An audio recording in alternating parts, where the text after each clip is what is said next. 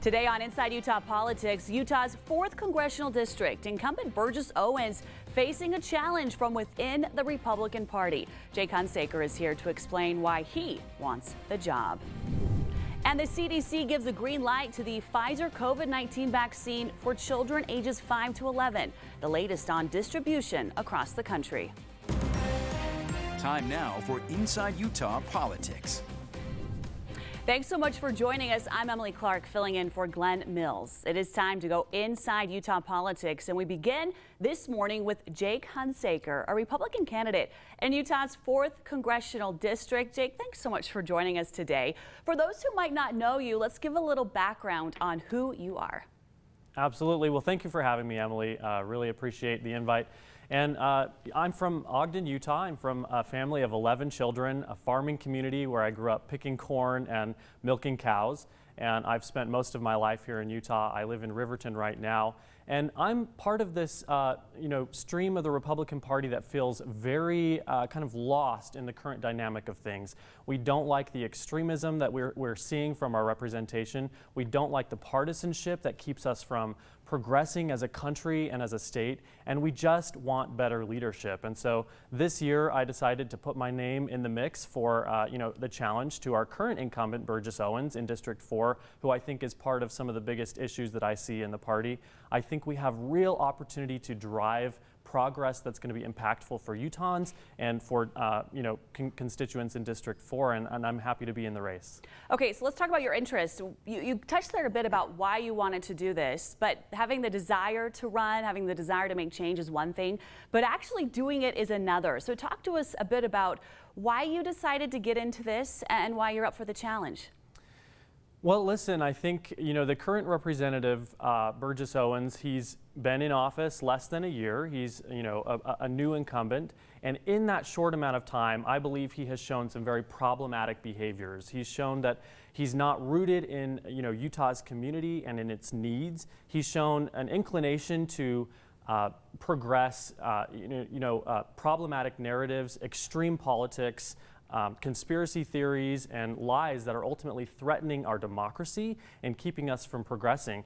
And so there came a moment this year where I thought, I have to kind of put my money where my mouth is as a concerned citizen and try and make a difference for Utah, for the future. There are things that we're not solving for that I think we really need to focus on. Things like clean air here in Utah, affordable housing and access to, affordable health care and, immigration reform. All of these things are getting ignored because of the hot button issues that I think take up most of Mr. Owens' time, which is unfortunate. And so I decided to jump in. I'm a political outsider. I have private sector experience that I think lends itself to what needs to happen in Washington. And ultimately, I'm learning as I go here a little bit because I'm, like I said, a political outsider, but just in the first couple of weeks since I declared my candidacy, we raised almost $100,000. 65% of those donations came from within Utah, which is very remarkable considering less than 10% of Owens' money year to date has come from within Utah. This is a different kind of politics. It's grassroots involvement, it's local, it's rooted in things that matter to Utahns. We need it desperately. Okay, so you talk about your grassroots effort, definitely a different approach, and you are challenging the incumbent. We talked a lot about Mr. Owens. It's a big challenge to go against someone who is already there. So talk to us why you believe that you have a chance here. I think the dynamic here in the party in Utah has shown, even in other races, that Utahns want better. They just do. That we expect much more from our representation than we're getting. And the state level politics that we see are actually very functional. Conservatism and government in Utah is highly functional and is really something that the rest of the country looks to in terms of an example of what should be happening. We don't see that here in District 4 representation, and there is an appetite. We've seen it in the fundraising that other candidates are doing in other races, the fundraising that I've been able to do in this race. Utahns are ready for change. We're ready for functional government. We're ready to work together to progress, to get progress on issues that matter. And I think there's going to be a very grassroots, groundswell reaction to this race. Okay, let's get your opinion on some big issues happening right now in Washington and beyond. First, let's talk about the infrastructure bill, how you see that running out right now, and how you feel about it. You know, the infrastructure bill and specifically the series of bills that we have seen this year that are trillions of dollars. Every price tag comes with $1 trillion or more, dollars attached to it. That is very problematic to me as a conservative. And we see the Biden administration spending recklessly. We see Pelosi in the House proposing bills that are ultimately threatening our economy and making it harder for families here in Utah to succeed, for small businesses to succeed. Infrastructure is something that actually all of us agree we need to invest in. But the way that Democrats are approaching it in Washington packs these infrastructure bills with other types of spending that are not productive. You know, when I think about spending, it's one of the things that makes me conservative, this idea that we cannot spend more than we bring in.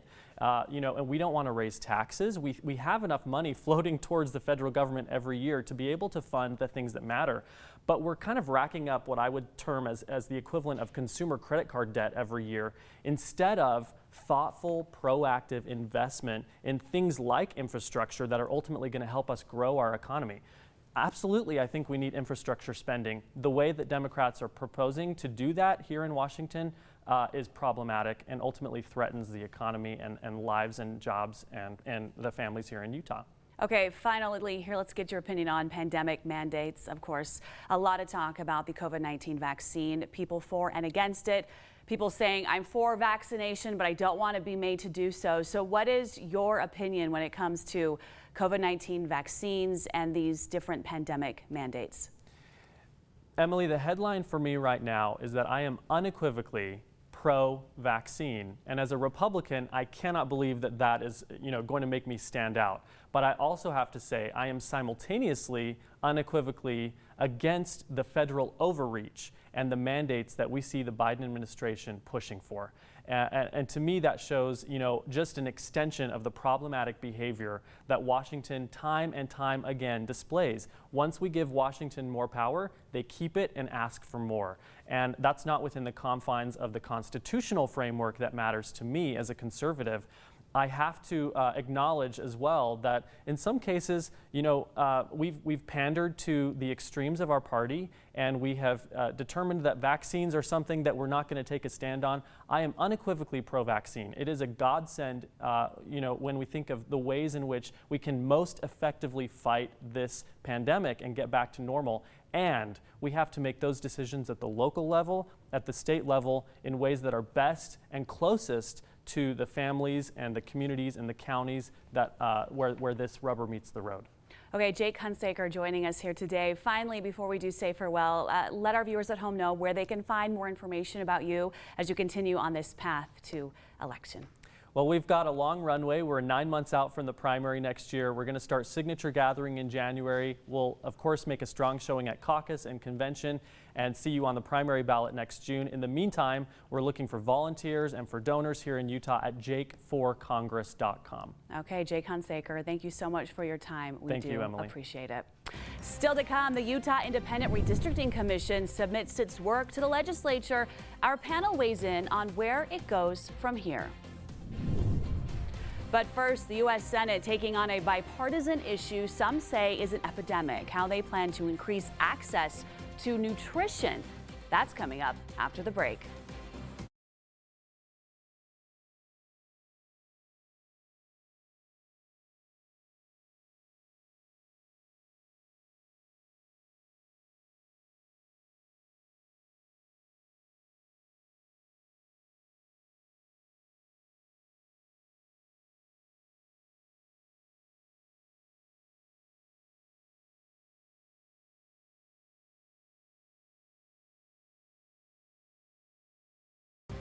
Welcome back, everybody. The CDC has given the green light to the COVID-19 vaccine for elementary school-age children, most of which are back in the classroom.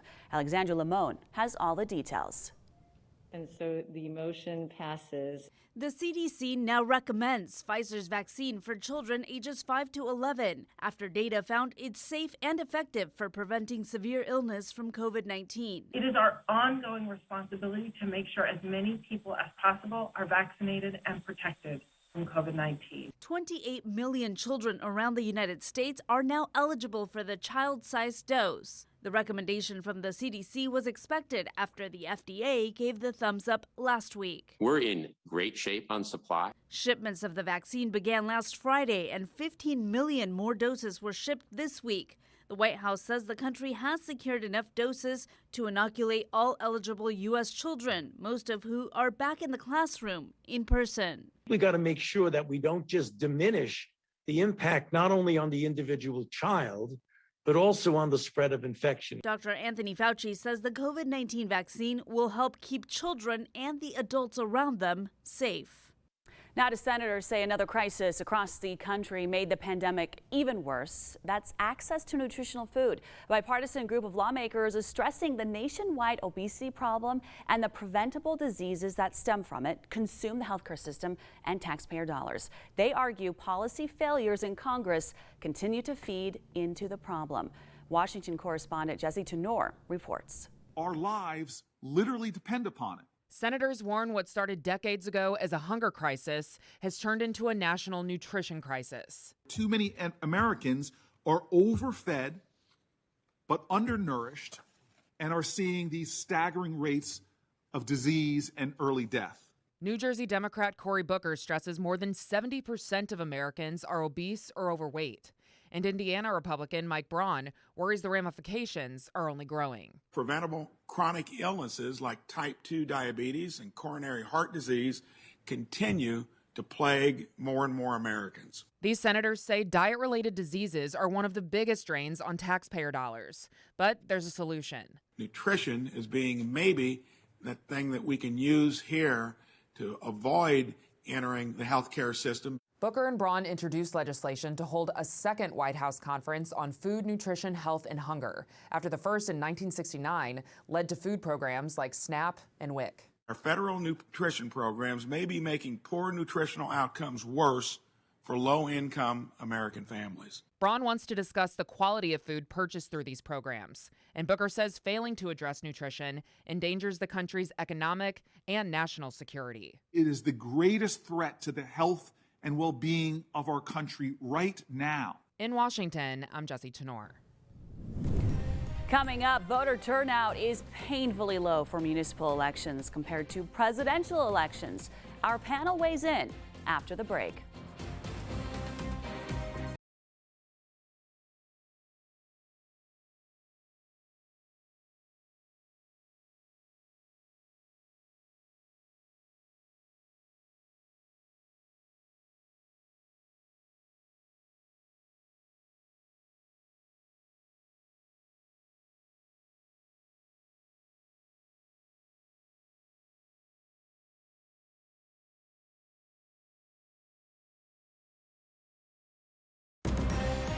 You're watching Inside Utah Politics.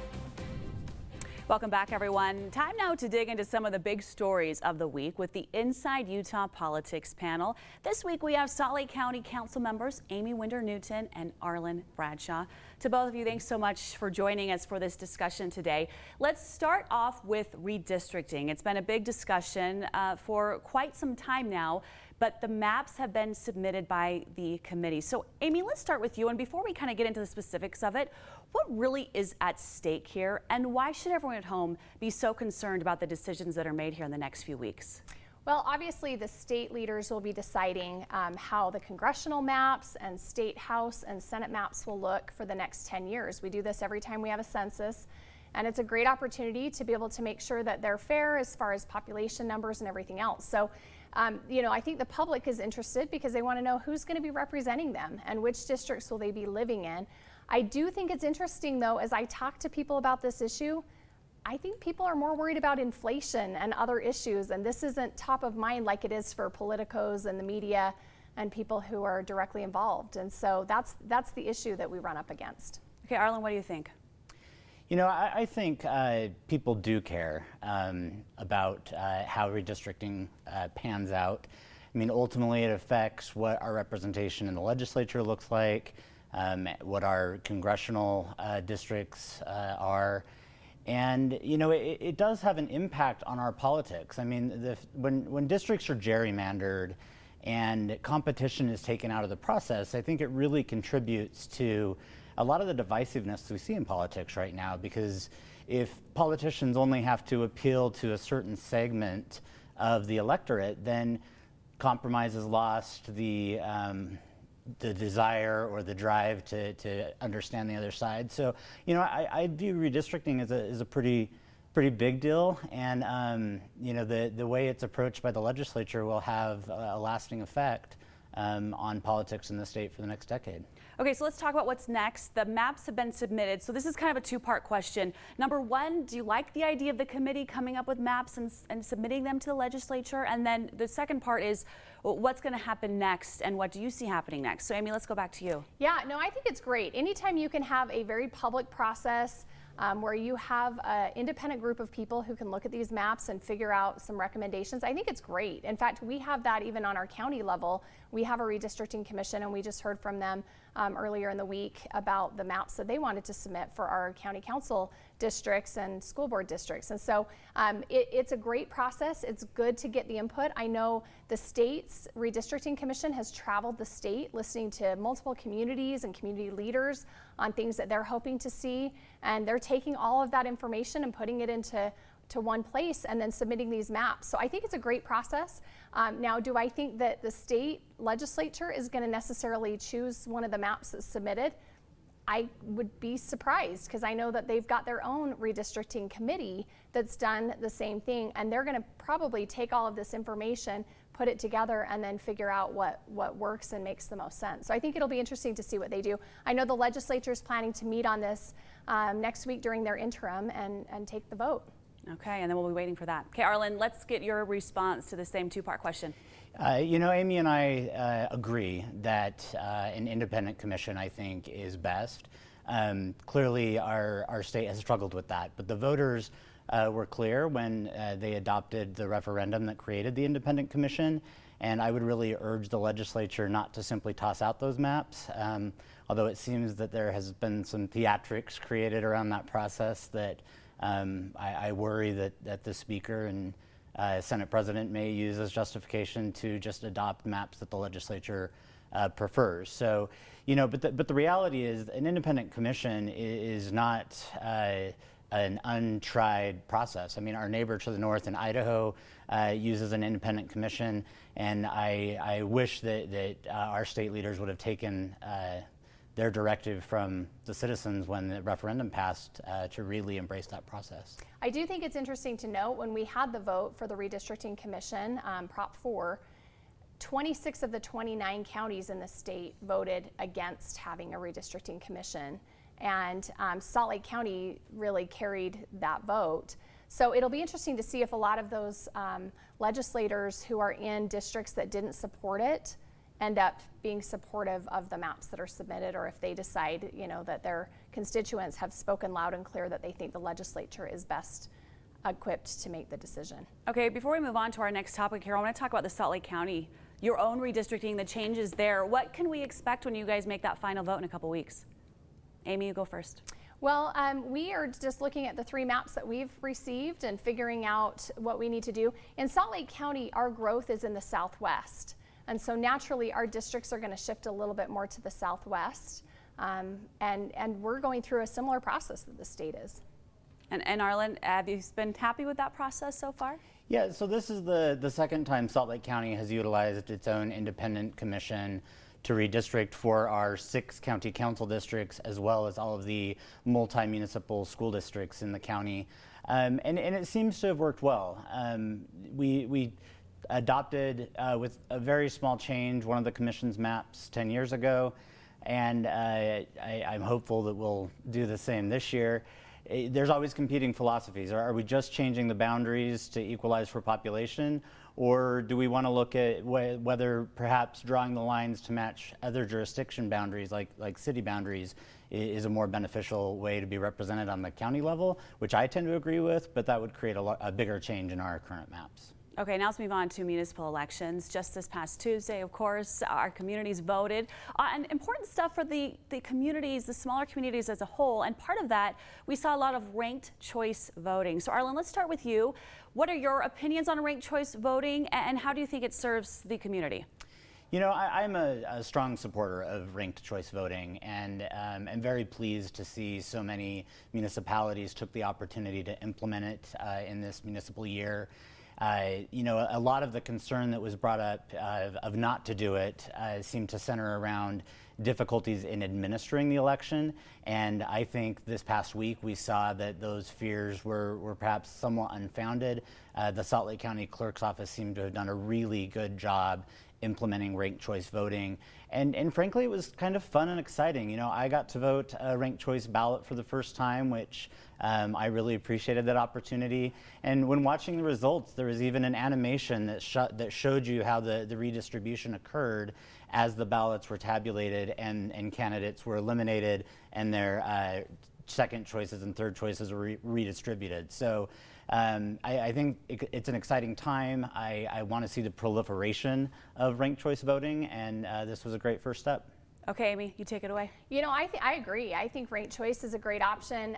It is fun when you look at the animation that Arlen was talking about on the website. If you look at the Sandy City mayor race, there were 8 candidates, and that's a really fun one to watch. You know, as the bottom candidate drops off and you see where their votes are distributed, and it's been interesting to watch. Now, pros and cons, as a candidate, I think it would be hard because it's nice to have a primary where you know kind of where you are, you have an idea, and you know if you're going to move forward. It can make for a really long election season if you're a candidate. For people who participated, the people I've talked to said that they didn't have a problem figuring out how to fill out the ballot. The biggest complaint that I heard, which I thought was interesting, was that they felt like they had to research more because they wanted to research every candidate instead of just, you know, hearing about one or two and making the decision from there. Now, my response to that is I always think it's great when we can research more candidates and get to know the people that we're potentially electing. And so I actually think it's a good problem to have, but it does put the necessity on the candidates to make sure that their information's getting out, that they have websites that are easy to find so that people can do that research because you're ranking all of those candidates. It is interesting, like in the Sandy mayor race, there's about 2,400 ballots so far that didn't go to either of the top 2 candidates because they didn't rank that far in the process. And so there's things like that I think people will ask the question of, you know, did every vote really count?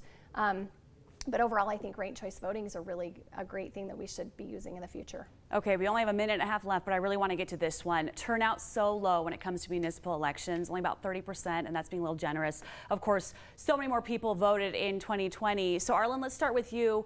What can we do about that in the future to help more people have their voices heard? Yeah, you know, I actually think ranked choice voting is a potential solution because it does increase that engagement. I think it helps to some degree moderate our politics. In the same way, I think competitive districts would benefit that. And, you know, there's a lot of reasons people are you know, less focused on their municipal leaders, but those decisions affect them a lot more on a day-to-day basis than, you know, what the president does. And part of that has to do with a loss of media coverage, unfortunately, at the local levels. I mean, I've served on the county council for 10 years, and we used to have a daily reporter from 2 major newspapers at our county council meetings every week. And many of the cities also had that. And the way media has advanced in the last 10 years, it regressed rather than advanced. We've lost that and lost a focus on the decisions happening at the local level, and that affects people's desire to really participate in those processes. I think that is a good point. Now, Amy, finally, in our final moments here, what do you think we can do to help get more people out to vote on these local elections? Well, I agree. It's so important to who you elect as your city leaders. I will say, though, we had a lot of people who ran unopposed this time. And I think that may account for why some of our numbers are a little bit lower, because if people see, oh, there's nobody running against them, they may not bother to return their ballot. And so we did have a high number of unopposed races, which I think that's another interesting question of what does that mean? Does it mean people don't want to engage in politics and run for office because it's too nasty out there? Does it mean that everybody's happy with the leaders that they have currently? Does it mean they're more focused on federal issues and the local issues are kind of going by the wayside? I think those are the real questions that we need to be looking at going forward. Okay, Salt Lake County Council members Amy Winder-Newton and Arlen Bradshaw, thanks so much for joining us. We appreciate your time. We'll have more Inside Utah Politics coming up next.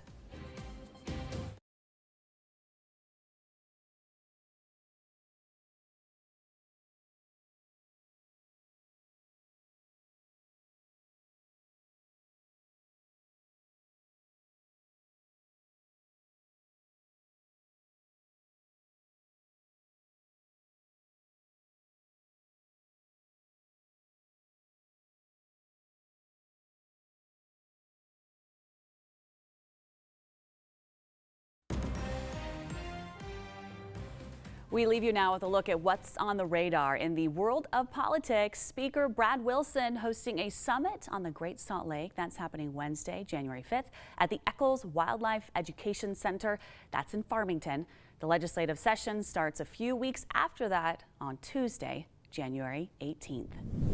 Make sure to connect with us on social media. Thanks so much for making us part of your day. We do hope to see you again next week when Glenn does return for Inside Utah Politics.